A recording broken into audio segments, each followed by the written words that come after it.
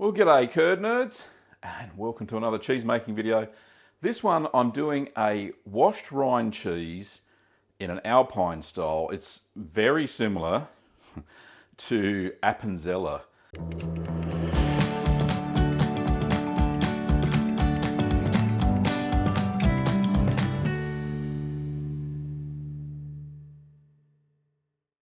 So it's not exactly the same as Appenzeller. I didn't use a brine wash. I actually washed the cheese in spiced mead, a mead that I made. Now I've gone through half a bottle of this mead, which was absolutely delicious. And you can see the mead recipe up here. There we are, they're just there. That'll be cool. You can go and check that out, how I made that. But yeah, it was a lovely mead. It's a honey wine. And I used that to wash the outside of this Alpine style cheese. And I tell you what, it looks and smells amazing. So the color is what's an orangey brown color, which is really good. And that's because I added in a little bit of Brevibacterium Linens into the wash the first time round, and then that kind of took off. But as I washed it every time with the mead, it kind of took the edge off it. So it doesn't smell so much like funky socks, it smells more like spiced mead, which is good. So that's a good thing. And it's come out quite intact. It's quite firm, which is great. Anyway, so let me show you how I made this Mead washed rind cheese. So before we start, don't forget to sanitize your equipment. I do this by putting everything into my big pot there and boiling it for 15 minutes. The ingredients for this cheese are 12 litres or 12.7 quarts of whole cow's milk, unhomogenised, 3/8 of a teaspoon of thermophilic starter culture, 5/8 of a teaspoon or 3 millilitres of calcium chloride diluted in 1/4 cup of cool non-chlorinated water, 5/8 of a teaspoon or 3.0 millilitres of liquid rennet, IMCU 200, diluted in 1/4 cup of cool non-chlorinated water, 18% brine solution, 1/64 of a teaspoon of Brevibacterium Linens for washing, and spiced mead for washing, or any dry white wine with herbs or spices. Now heat your milk to 30 degrees Celsius or 86 degrees Fahrenheit.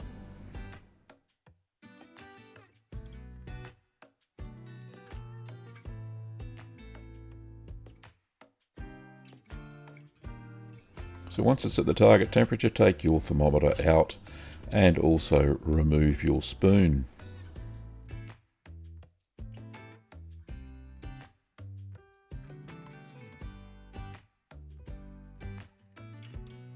Now we're going to add the thermophilic starter culture by sprinkling it over the top of the milk.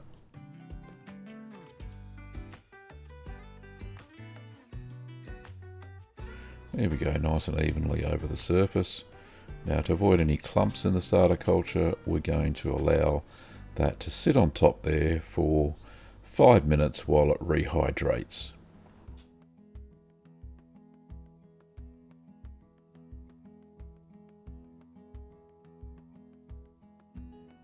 So 5 minutes later, remove the lid and we're going to stir the culture into the milk.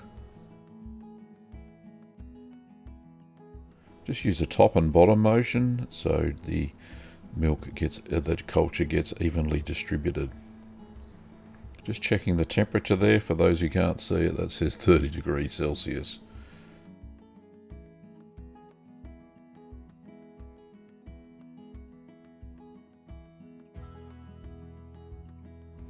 Okay, cover the milk and allow it to ripen or acidify for 45 minutes.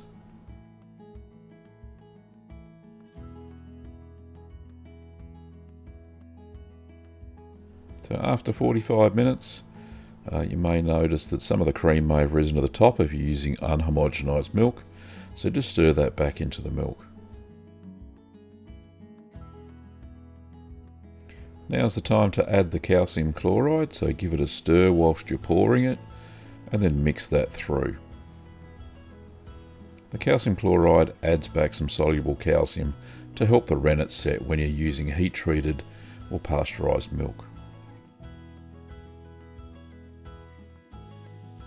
Now we're going to add the rennet solution. So whilst you're stirring, just pour that in and stir for no more than 1 minute. So once it's thoroughly stirred through, then we try and still the milk and then cover it up. So we're going to allow that to set for 40 minutes.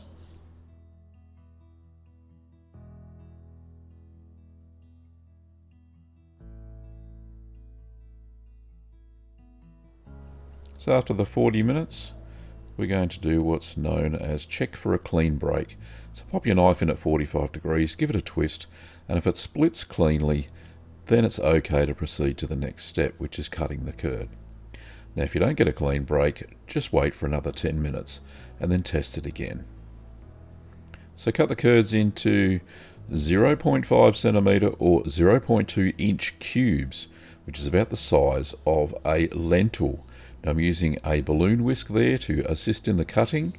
Just stab it into the curds up and down and go all the way around, and you'll find that your curd size is the right size for this cheese. So once you think all of the curds is cut, then we're going to allow those curds to heal for 5 minutes.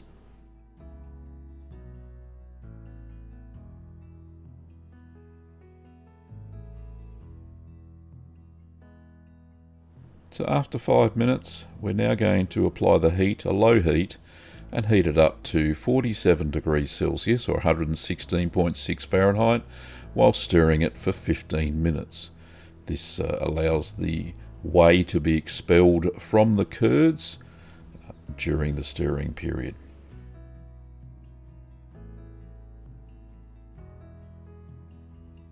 Now I've moved to a whisk just because it was easier to stir.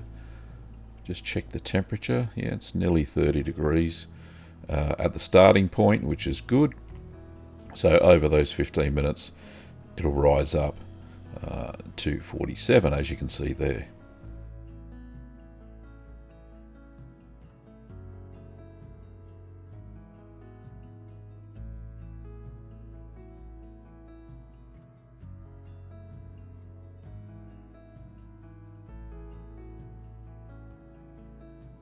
So just remove your whisk from the pot and cover the pot, and we're going to let the curds settle to the bottom over the period of about 5 minutes.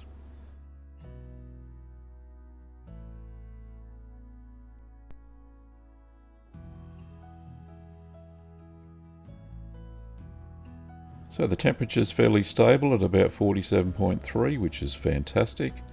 Now we're going to remove 5 cups or 1.25 litres of whey.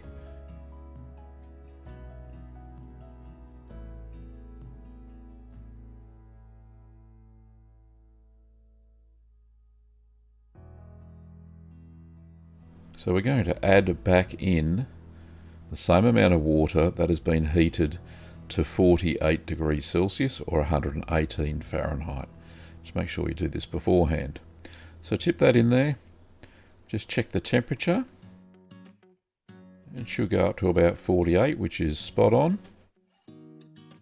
And then stir that for another 15 minutes. The reason we add the water in there, we're washing the curds, we're lowering the acidity, overall acidity of the curds, so it'll make it a milder cheese. As you can see, fairly small curd size by the time it's finished. It's about the size of a plump rice grain. So cover that up, let that rest again so it settles back down to the bottom to make it easier to pour off into the colander.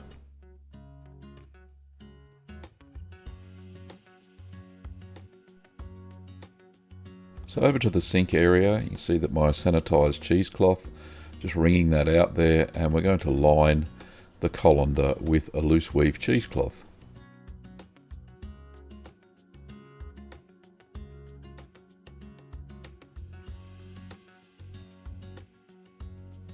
So, to avoid the curds from sticking to the cheesecloth, because this is a high temperature cheese, we just spray that with white vinegar. Now just pour your curds and whey and drain them through the cheesecloth. It is fairly warm, so just be careful.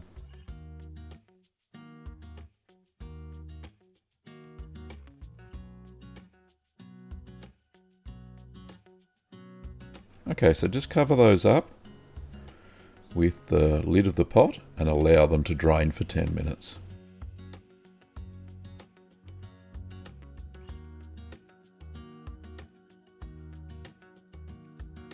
So after draining, we're going to transfer the curds back into the pot.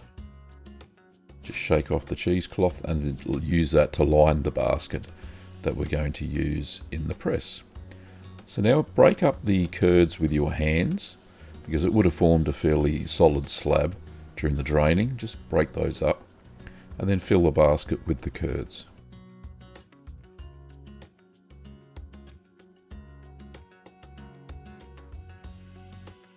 Get every last bit out, you don't want to waste it, it's too precious.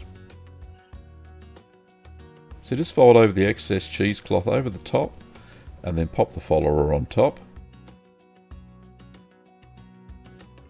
And now we're going to press at 15 kilograms or 33 pounds for 30 minutes.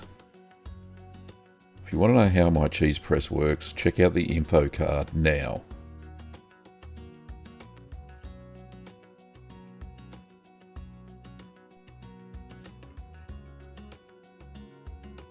So after the 30 minutes, I'm just washing my hands with white vinegar there. We're going to remove the cheese from the press.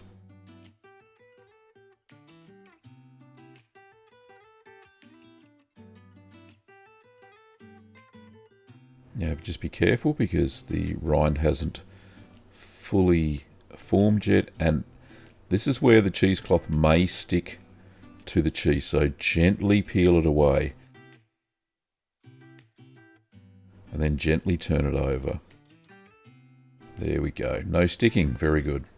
That white vinegar is amazing.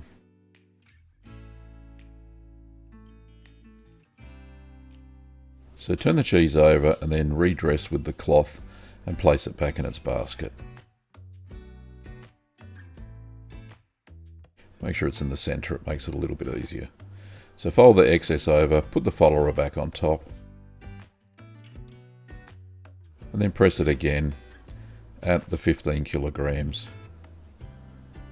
or 33 pounds for 10 hours.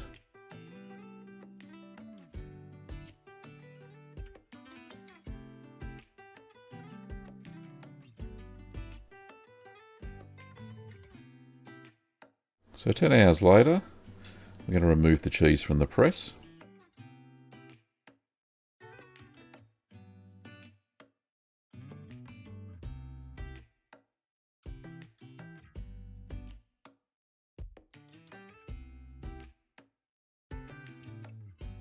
Now gently remove the cloth again, it may stick to the cheese.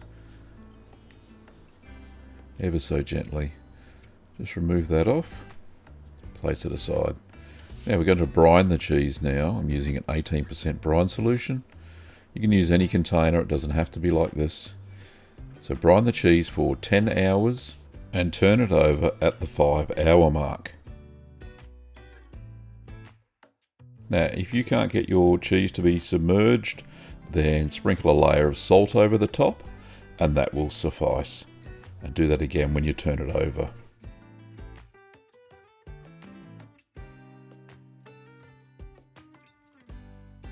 So after the 10 hours, I'm just spraying my hands again there with white vinegar. Now I do this quite often, I just don't show it in the videos. So remove the cheese from the brine and place it on a drying mat.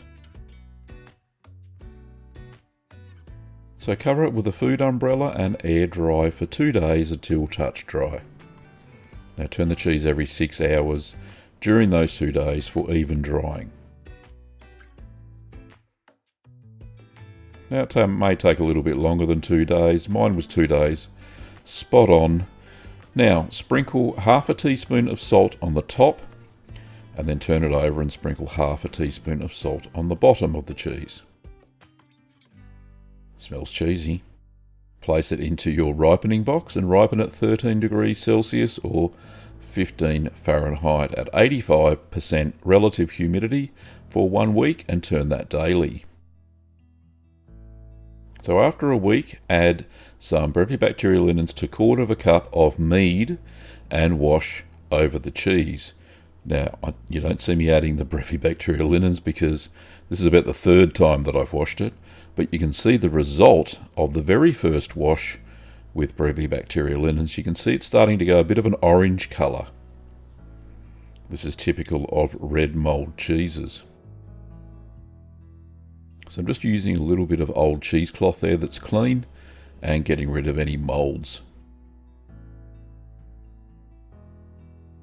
Just dipping it into the Mead solution. There we go. And just finishing it off with my hands there.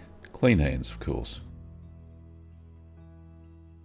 So you don't have to wipe off the wash, just stays moist on the top. It'll absorb into the cheese. Just clean your ripening box with a clean tea towel or paper towel before you put the cheese back in there again.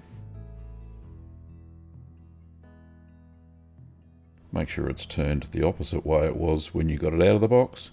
Then place it back into the ripening box and continue to mature at 13 degrees Celsius or 55 Fahrenheit at 85% relative humidity. So repeat washing the cheese only with Mead now once a week for 3 months. And all you can see there is I'm just pouring a bit of Mead on top and washing the surface all over with my clean hands. It's all you need to do once a week. Pop it back in its box and continue ripening for the 3 months. Now back to Gav for some additional commentary. So that was not the most difficult cheese to make. It was fairly easy as far as I could tell. I thought it came together really well. The rind held up well, very nice and firm, and the washing very simple to do. As you can see there, I washed it about probably once a week. So the Appenzeller recipe that I highly modified, it said to wash it daily. Now, as a home cheese maker, who's got time to wash your cheese daily, honestly? So I ended up every week, every Friday, I pulled it out of the cheese cave and I gave it a wash just by hand, as you saw. No cloths, anything like that. Poured a bit of Mead on top, gave it a rub over, and then put it back in the cheese cave for another week. And that's what I did. Flipped it, gave it another wash. Very simple to affinage this style of cheese. So good. So it's been in there for about 3 months. So I think that the flavour will probably be spot on. I wouldn't age it any longer, but let's give it a taste and see what it's really like. So we've got an extreme close-up camera here. So I'll cut this open, swap to the extreme close-up camera. Oh, there we go. Let's have a look. Hopefully there's a little bit of eye development. Oh, and there is. Oh, absolutely fantastic. So we've got some lovely eye development there. And hopefully you can see that. There's that one and there's that one. So in the true Alpine style. Now these are proper eyes because you can tell the difference from mechanical holes. So it had a bit of CO2 production during the making of the cheese. Oh, it smells absolutely beautiful. You can smell the Mead overtones, the spicy Mead overtones in the cheese. But oh my goodness, that's amazing. Anyway, as I was saying, you can tell that these are not mechanical holes, but these are eyes formed by CO2. It's because the interior of the eye is shiny. Now with mechanical holes, they're just the same colour as the cheese, but these holes are all shiny on the inside, so absolutely lovely. So let's crack open, put it in quarters. Very easy to cut, nice and smooth, no drag on the knife, which is a good sign. Let's cut off a bit of a slab here for tasting. Oh, look at that. Absolutely perfect.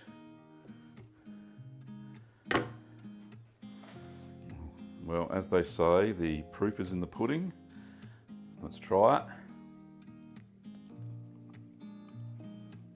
Oh. I think I died and gone to heaven. This is beautiful. In the rind area, you can taste the flavour of the mead just slightly. Not so much funkiness of Brevibacterium Linens, because it was only slightly on there. More for rind development than anything else, but the middle of the cheese, it's unlike any other cheese I've ever made. You've got beautiful, deep flavour, that umami. Oh, I can't say it. The savoury flavour. Oh, it's just delicious. There's just a slight, absolutely the slightest of nuttiness. Not so much like a Jarlsberg or a Leerdama, but perfect in its own special way. So notice I'm eating rind and all. So yeah, absolutely spot on. Oh. Oh, let me have another piece.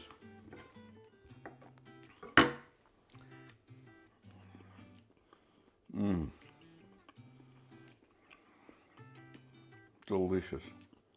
Hamish, come here. Oh, hang on. It's not. Don't get all of it. Just a little bit. There you go, buddy. Holly! Cheese! Holly! Holly, come on, quick! Where are you? Here, come here. Where are you? There we go. Hamish, sit down. Here, Hamish. Not too much. Hamish, sit down. Sit. Sit. Sit. Hamish, sit. Good boy. Holly, sitting. Good. There we go. Not very salty, which is good. Absolutely creamy, but full flavour in the mouth. It's coating my whole mouth, which is beautiful. Absolutely perfect. Oh, so good. It's not over salted and it's not under salted. There's no bitter aftertaste. It's just a flavour that lingers on the palate. Delightful cheese. Oh, so good. So you've got to have a go at making this Mead washed Alpine cheese. That's what I'll call it. Mead washed Alpine cheese. And yep, absolutely perfect. Delicious little cheese. Yeah, this will go down well on a cheese platter for sure. Anyway, thanks for watching. If you want to support the show, don't forget you can do that either via YouTube memberships or Patreon. A little bit goes a long way to helping support the show and all the gear and getting it all done. And buying the milk, of course, as well. But anyway, if you liked it, don't forget to give it a thumbs up. Absolutely would love to see lots of thumbs up on this video. And if you think this cheese is worth it with all that washing and all that sort of stuff, then leave a comment down below. Anyway, thanks for watching, Curd Nerds, and I'll see you next time.